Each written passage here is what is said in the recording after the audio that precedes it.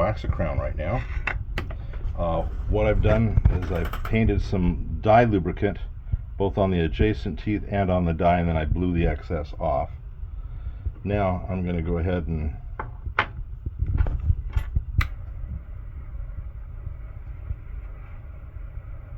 get some wax, get it nice and soft, and then I'm going to just kind of let it flow right onto the crown of the tooth.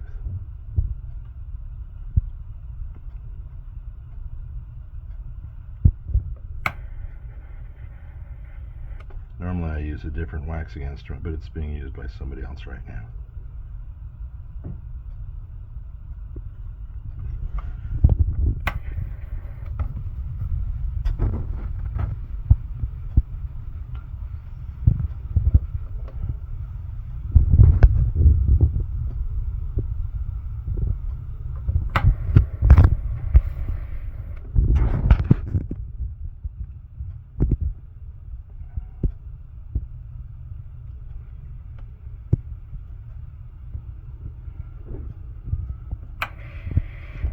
All I'm basically doing right at this moment is getting the dye covered with wax.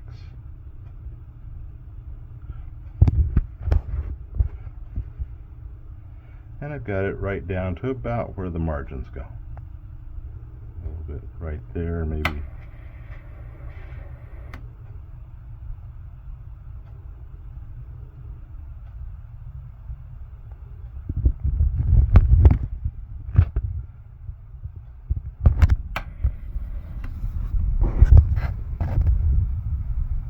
Right here on the top, just to get it a good fit, and then we'll take this, slide it back into position,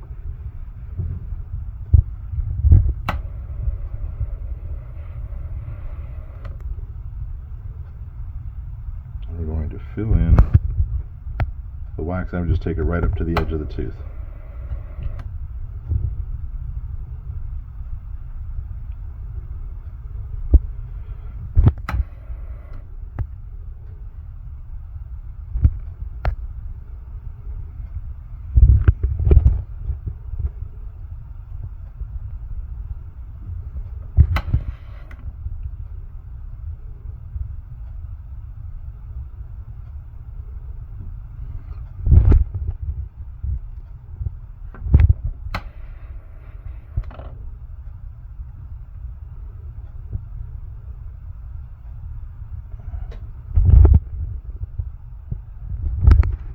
Using gravity to a certain extent, trying to get the wax to go where I want. Then as it cools, I do the last little bit to just kind of pull it right up to the edge of the tooth.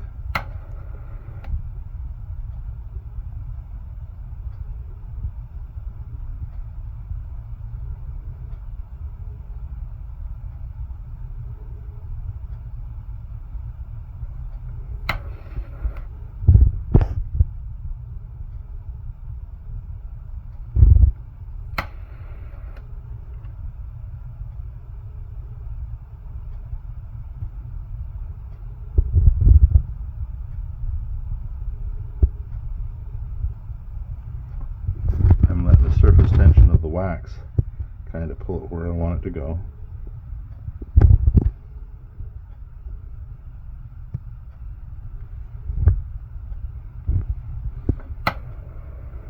Oftentimes we'll mount the casts onto an articulator, but right now, since it's just a single front tooth, I'm just hand articulating it like this, so that I can see about where the occlusion is supposed to be.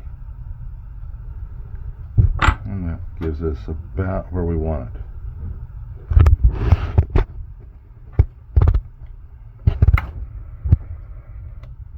Once I've got it reasonably close to where I want it, then I'm going to just take the wax and kind of draw it right down where I want it to go from what's already there.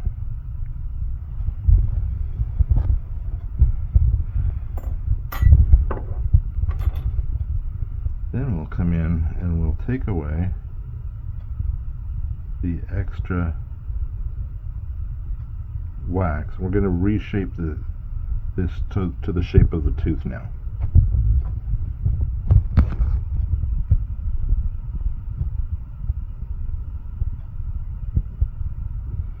What we'll end up doing is trimming this back far enough so that it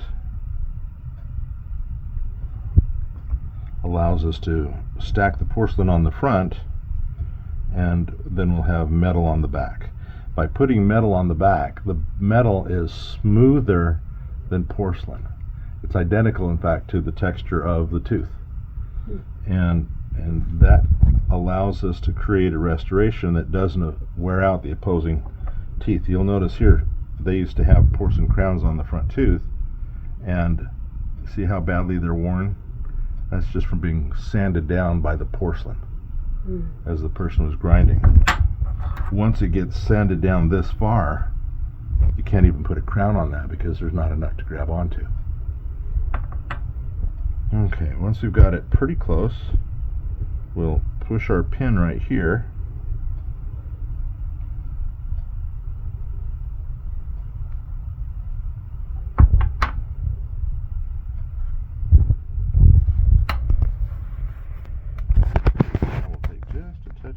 Here, get it warm enough.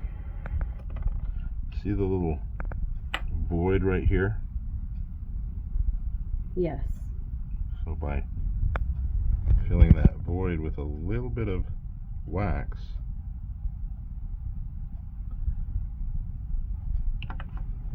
we'll be able to shape it. We over contoured in the wax, and then we'll shape it back by trimming away the excess. Right here, it's fairly smooth. Now we're going to just make sure we have this set approximately where we want it to be.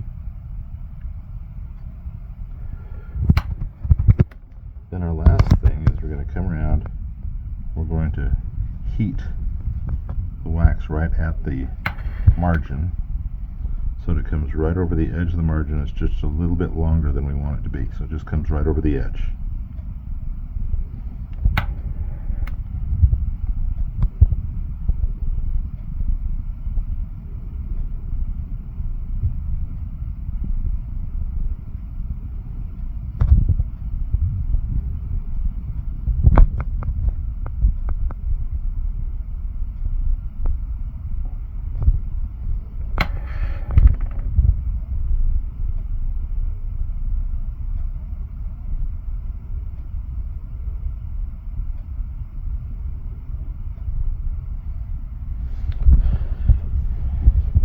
Back in and make sure that our margins are the direction we want them to go.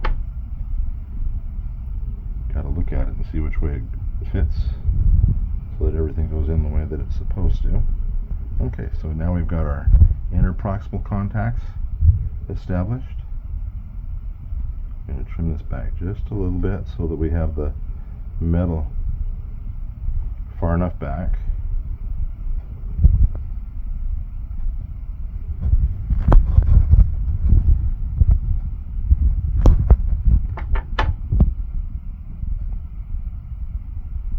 Just a touch more wax right there at the margins.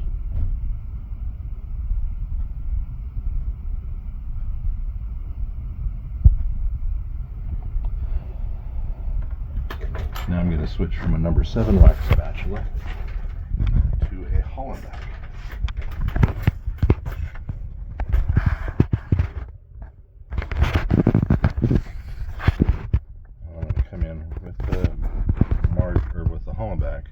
And I'm running it right along the edges where we just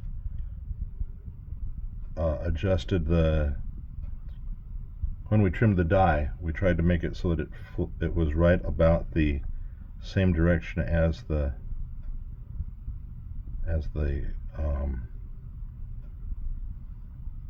natural tooth structure was. We're just going right to the edge of our margins.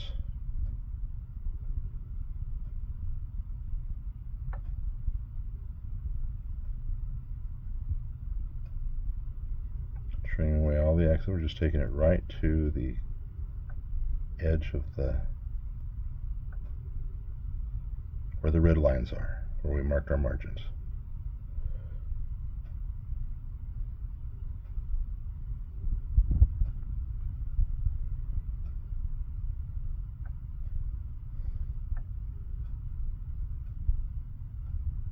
Now we're taking the last little bit over here on this side, making sure that we're right to the edge.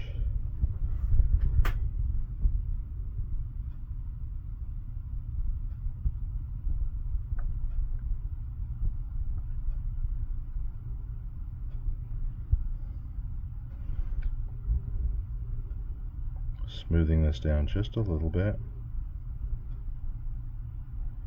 And smoothing this one here.